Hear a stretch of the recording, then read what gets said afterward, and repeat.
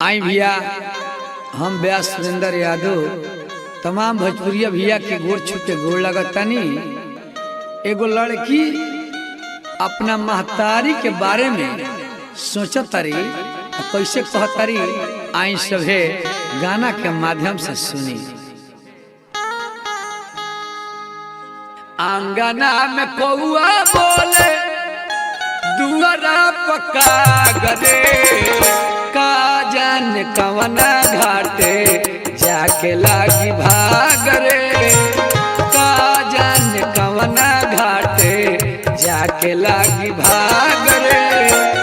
आंगना में कौआ बोले दुआरा पक्का गरे, आंगना में कौआ बोले दुआरा पक्का गरे, ना जान कवना घाटे जाके लागी भाग रे, का जान कवना घाटे जाके लागी भाग रे।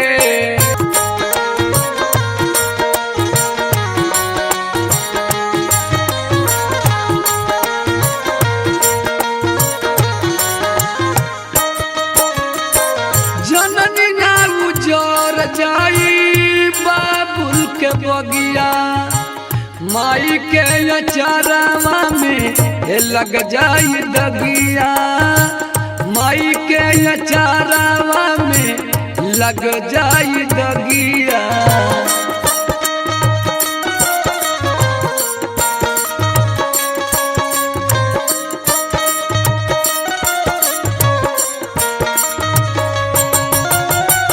जननी ना उजर जाई बाबुल के बगिया, माई के अचारवा में लग जाई दगिया।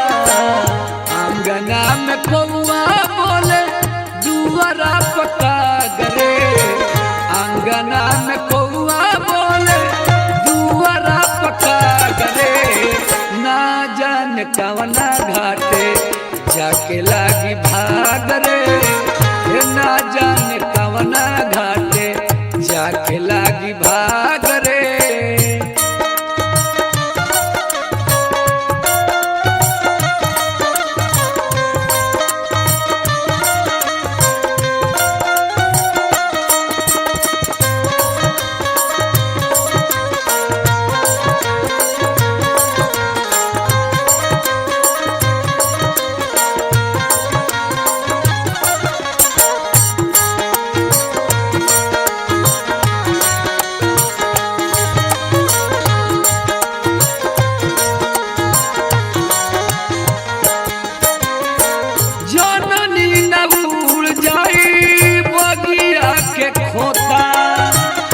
एक दिन उड़ जाई है पिंजड़ा से तोता,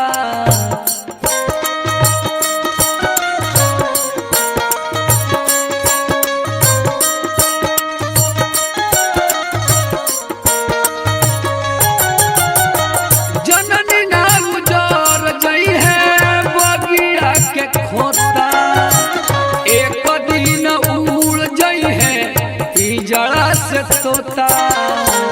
पहले सुरेंद्र लागी देहिया में आगरे, पहले सुरेंद्र लागी देहिया में आगरे, का जान कवना घाटे जाके लागी भाग रे, का जान कवना घाटे जाके लागी भाग रे। आंगना में कौआ बोले दुआरा पक्का गरे, आंगना में कौआ बोले दुआरा पक्का गरे, का जान कवना घाटे जाके लागी भाग रे, का जान कवना घाटे जाके लागी भाग